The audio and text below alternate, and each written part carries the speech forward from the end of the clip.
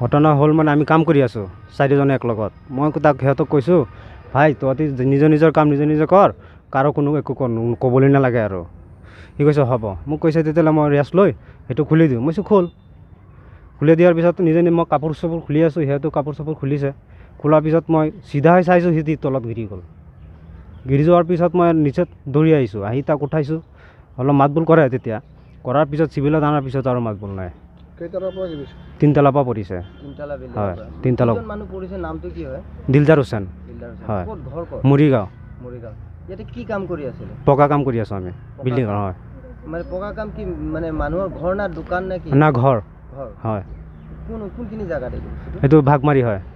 হয় মেডিকেল কলেজৰ লগতে হয় মেডিকেল কলেজৰ সন্মুখতে আৰু এতিয়া মালিক আহিছে চাই গৈছে মালিকৰ নামটো কি হয় গম পাই মালিকৰ নামটো মই ক'ব নোৱাৰোঁ মই 3 দিন হৈছে তোমাক জইন হৈছোঁ কামত মানে একেলগত কাম কৰা একেলগে কাম কৰোঁ আৰু